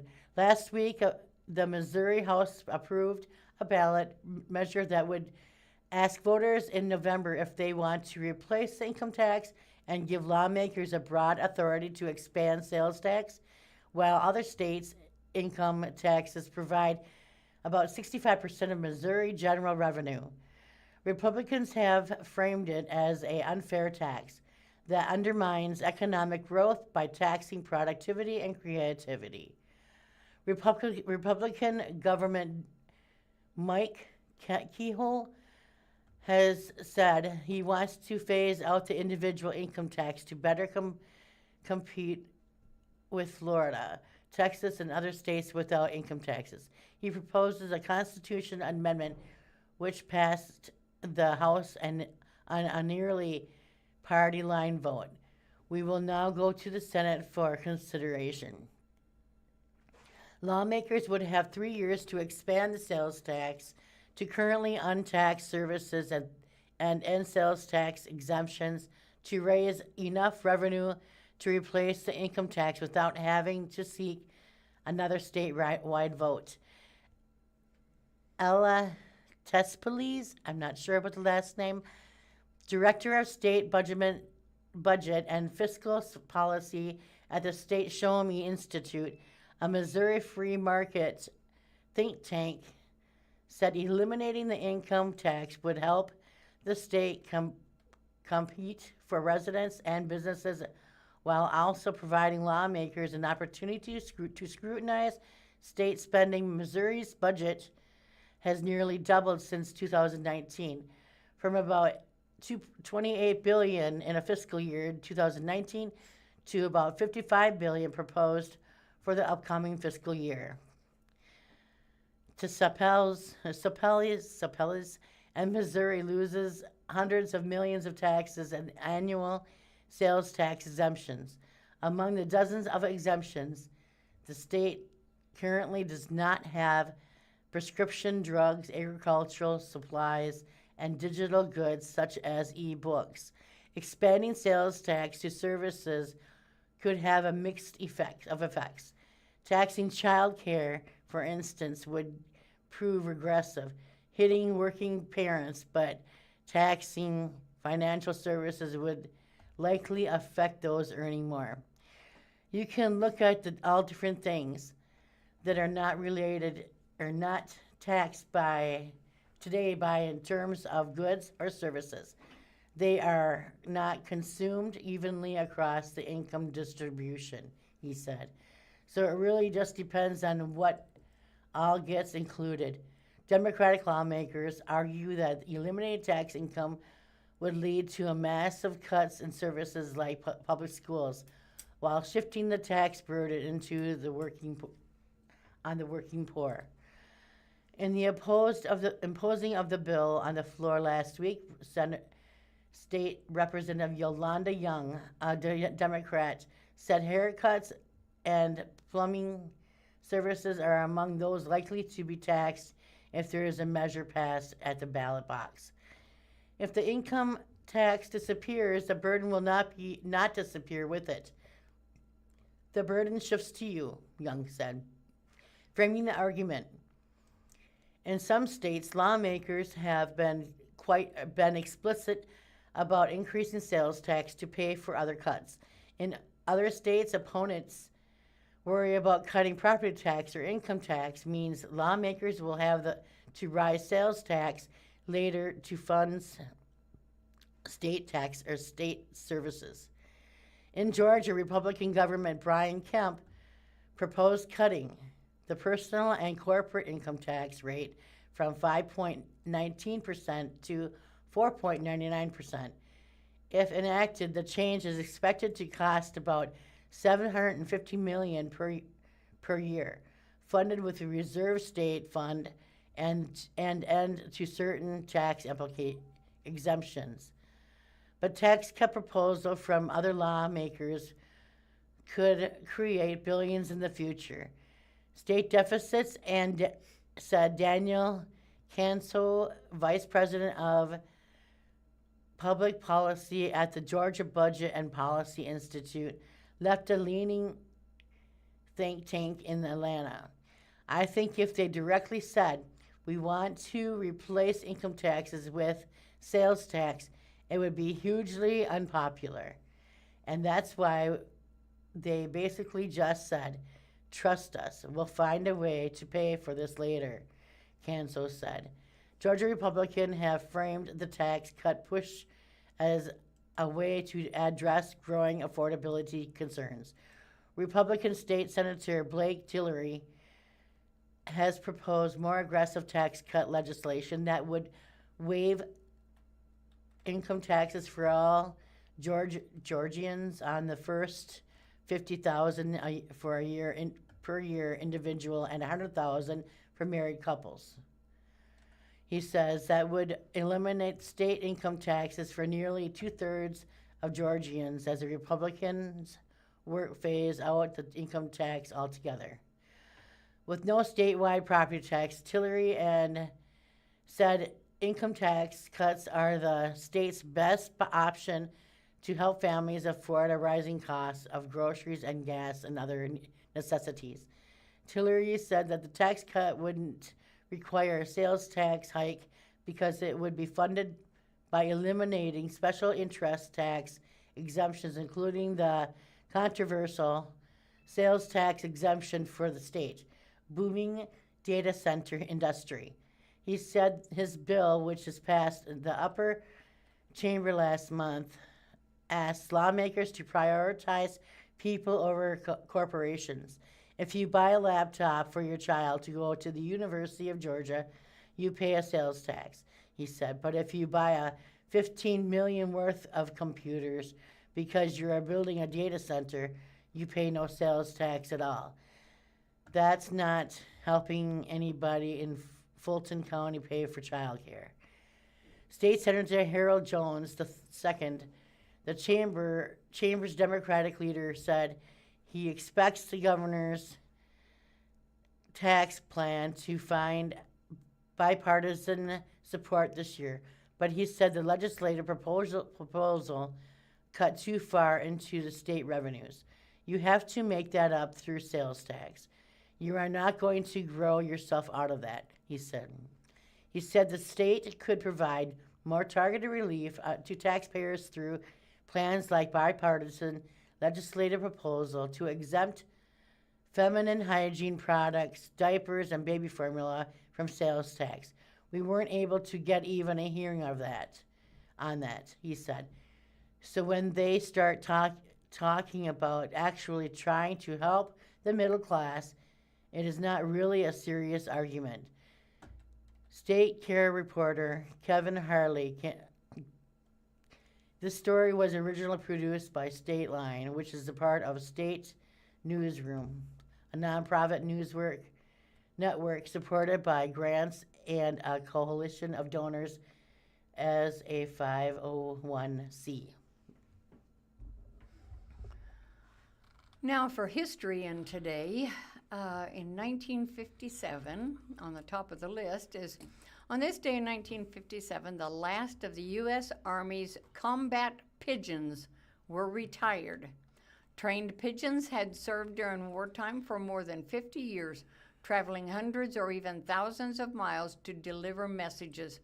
The birds were especially valuable during World War I, as telegraph lines could easily be cut or intercepted. One pigeon, Cher Ami, is credited with carrying a message that saved members of the U.S. Army's 77th Division in 1918.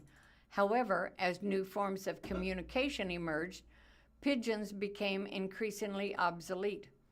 They were officially retired in 1956, and those that had been seen combat were placed in zoos.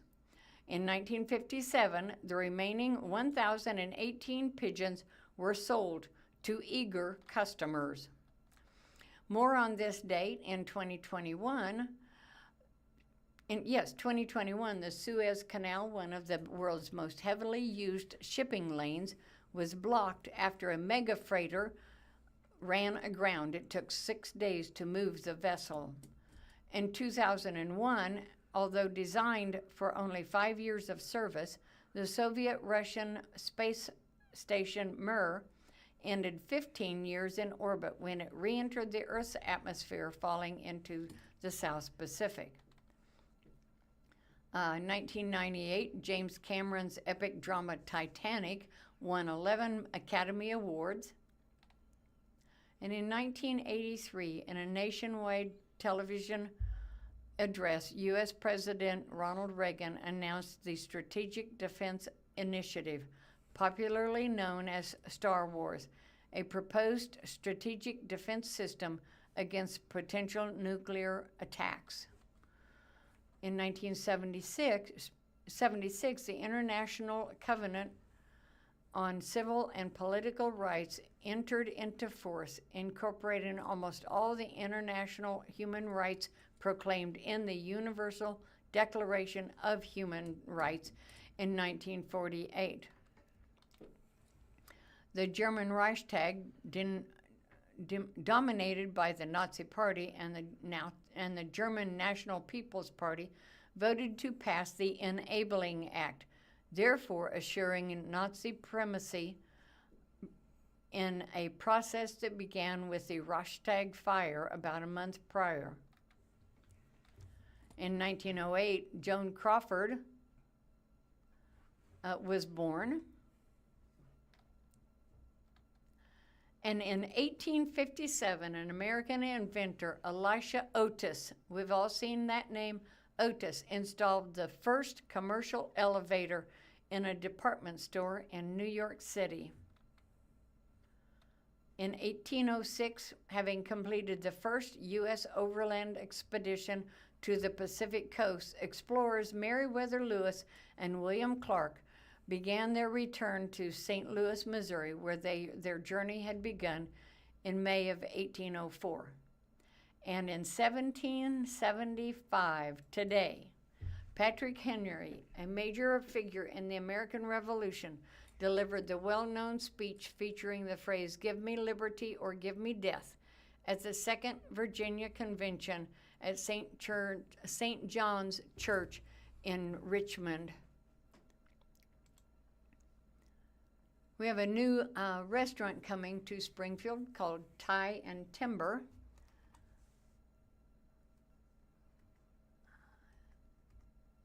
If we can get the article to come up.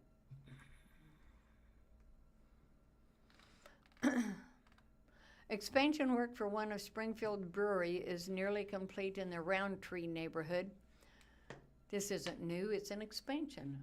Finishing touches on the menu of Tie and Timber Beer Company, LLC's new restaurant were in progress on a chilly Monday morning, March 16th. Co-owner Curtis Marshall said the company, which opened a brewery in 2018, followed by a beer garden 2 years later, plans to welcome patrons to its new 10,000 square foot, 2-story building by the last week of March. The kitchen, which is on the back side of a building facing the beer garden, should begin serving food, primarily pizza, through a takeout window on March the 20th. This will allow us to fully dial in our menu and systems in preparation for our soon-to-be-announced opening date, Marshall said. Marshall declined to disclose costs for the expansion project, which was built by H.C. Rogers Construction Group, LLC, and designed by Architects Studios, LLC. Construction began in October of 2024, which included demolition work of an existing storage facility and employee break area that fronted the 1451 East Cherry Street business, according to the past Springfield Business Journal, SBJ reporting. Noting year-over-year sales for the brewery increased to around 50% after the beer garden opened in 2020. Marshall said he's hopeful the expansion will lead to similar numbers. He declined to disclose annual revenues. Typically, a restaurant needs to keep their food costs 30% or lower. We're targeting 20%, he said, of operating expenses, adding they also are looking to keep labor costs below 30%. If we hit those numbers, that's where our profit margin is going to come from.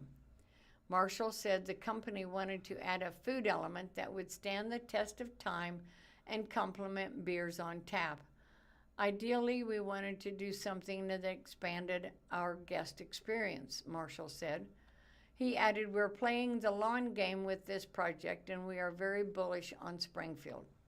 The first restaurant, dubbed Italian Timber Pizza Kitchen, has 100-person seating capacity, as does the top floor, which will serve as event and reserved space. The upstairs area will also accommodate overflow seating for the restaurant as needs dictate, he said. Both floors also include full bars with 16 taps serving Italian Timbers brews. Additionally, the restaurant includes a covered outdoor patio with fire pits that also will provide views of the beer garden and live music concerts at the brewery. We wanted to make sure that we did not lose our identity as a brewery, he said. I hope that we're able to do that by obviously having two separate buildings.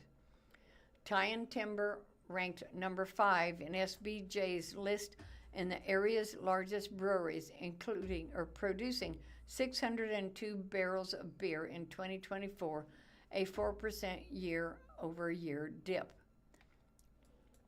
3 styles of pizza will be served at Italian Timber.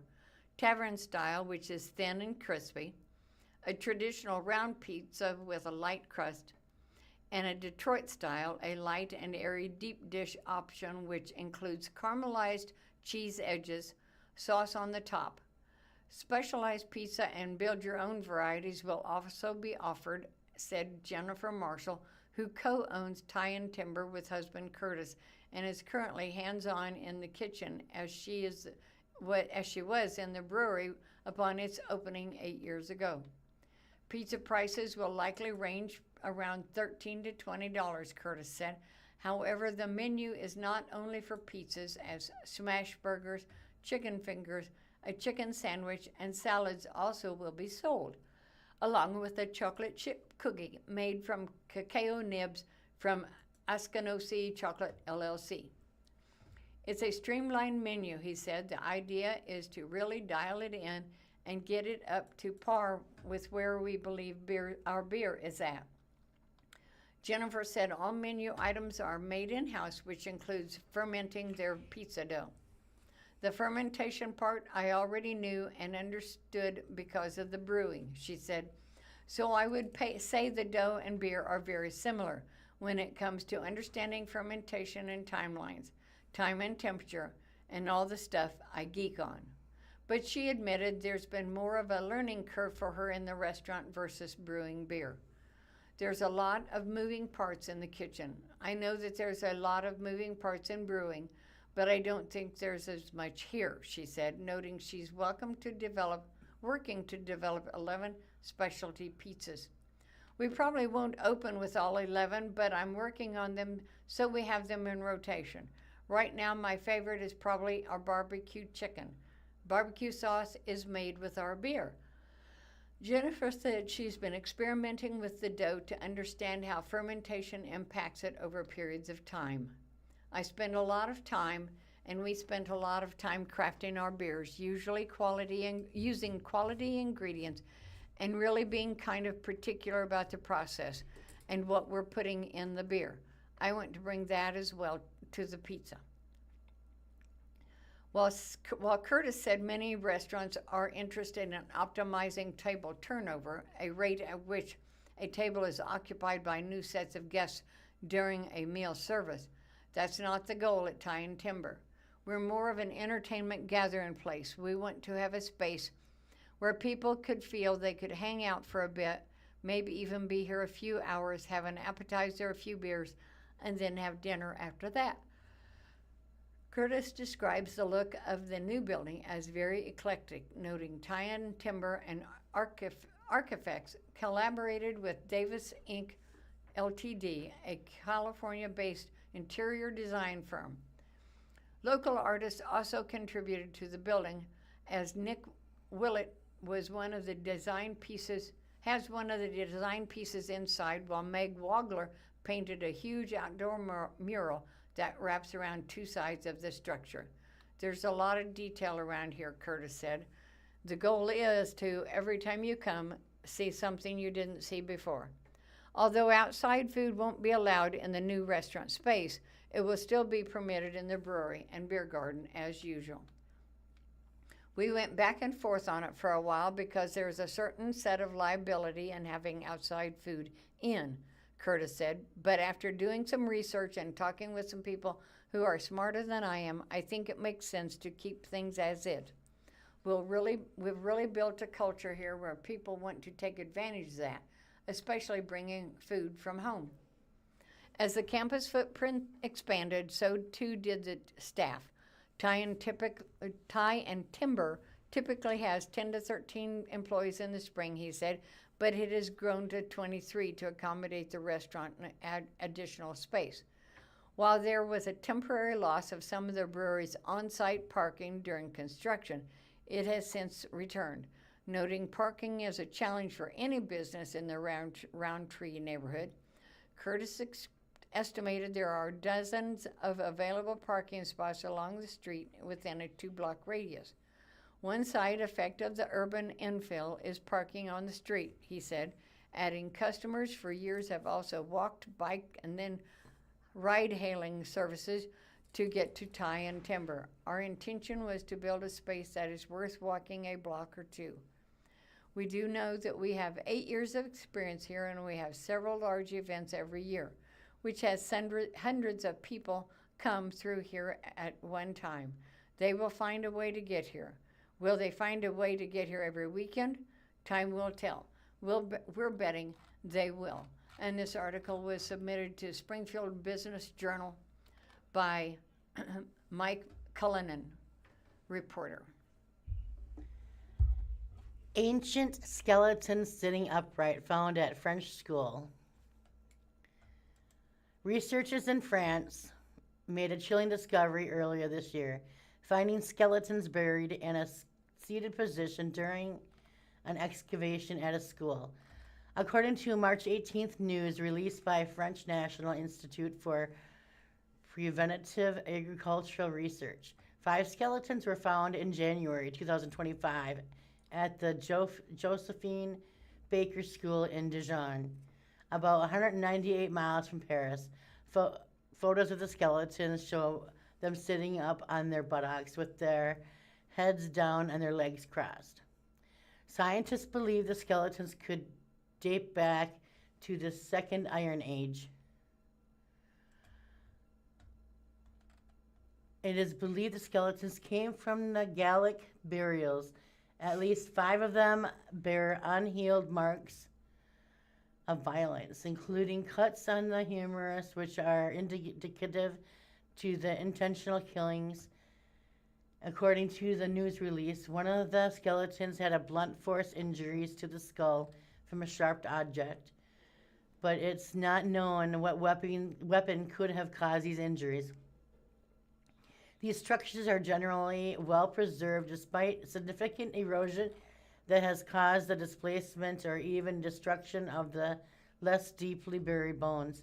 The news release states, after their deaths, the bodies were laid to rest identically in the seated position, seated at the bottom of the pit, where their backs against the eastern wall facing the west. The arms were placed to rest along their torso, and their heads were placed near their pelvises or femurs.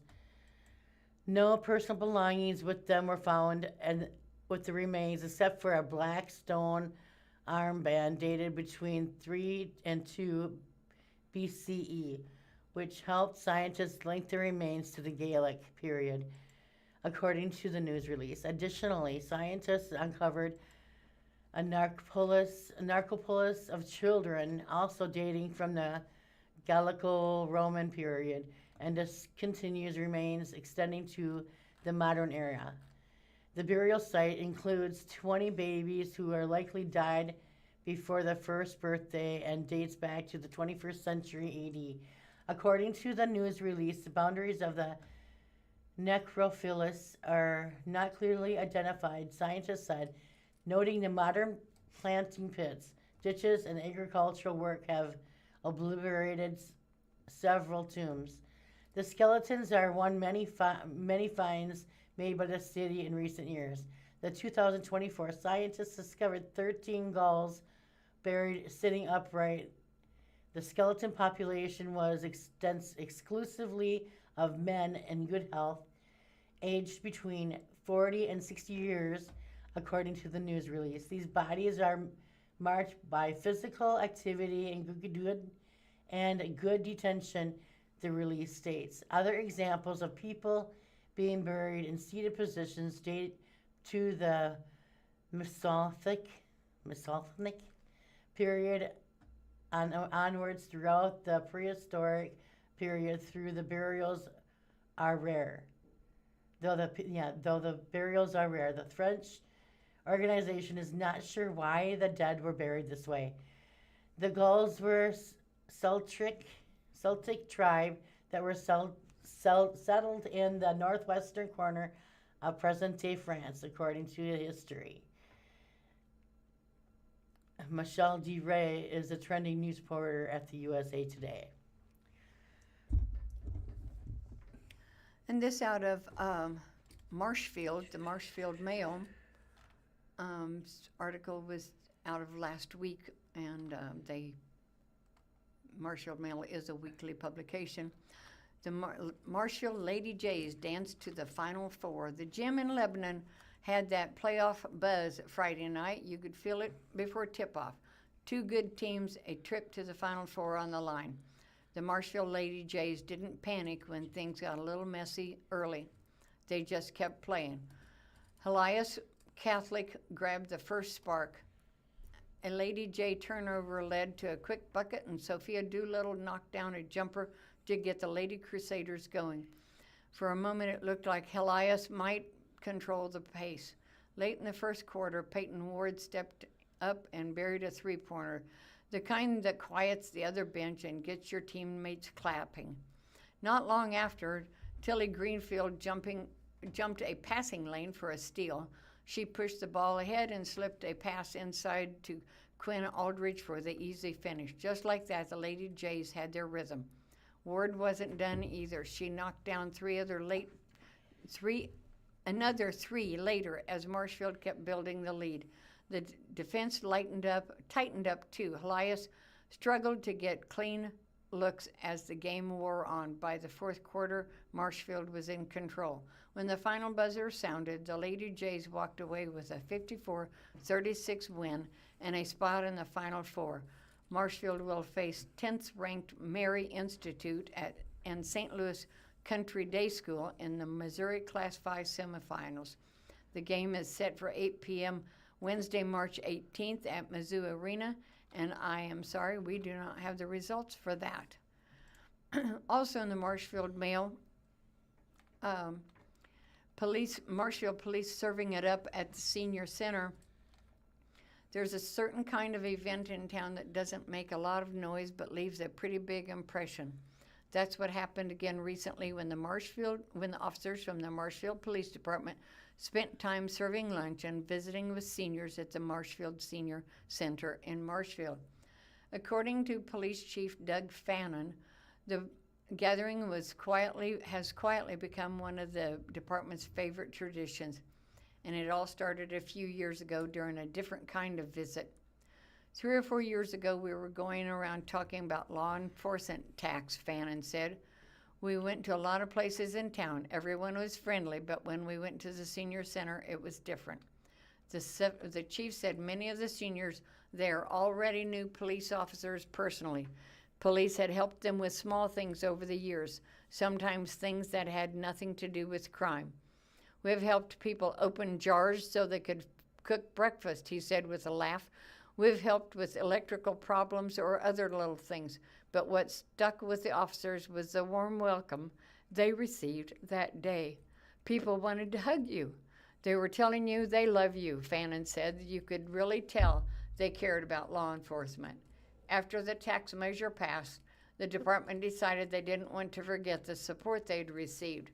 So each year since then, officers try to come back and serve lunch to the seniors. Wednesday are usually the best day. That's when the center holds bingo and tends to have its biggest crowd.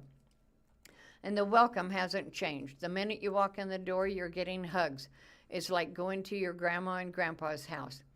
Officers serve food, sit down, and talk with residents and stick around long enough to join the fun.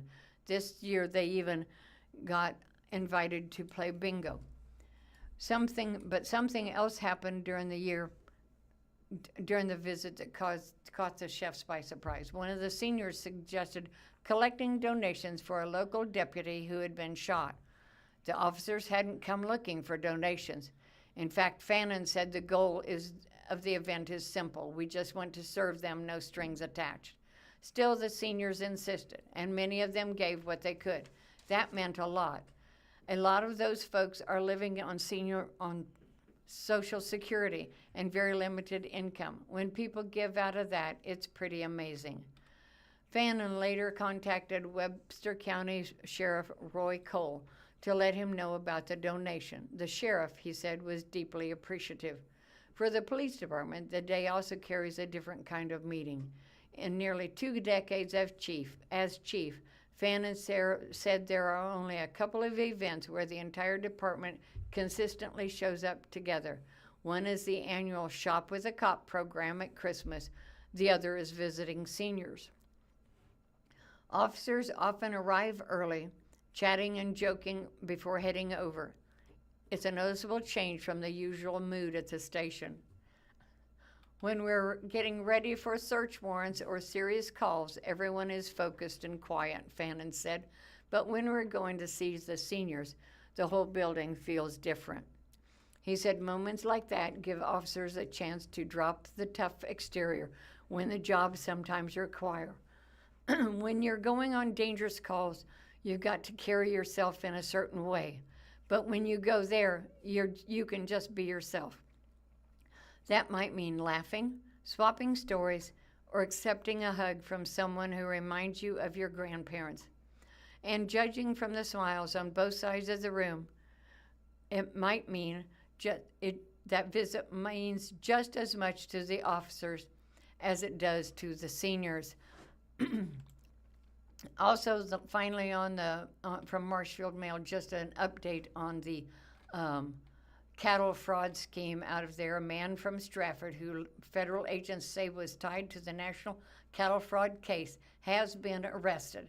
It happened just earlier last week at the Los Angeles International Airport. The man, Joshua Link, was taken into custody after being wanted by the FBI. Prosecutors say he's now facing charges of wire fraud and money laundering. According to investigators, Link worked with others to move money through wire transfers while trying to buy property. Authorities say the activity was part of a much larger fraud scheme tied to the cattle industry.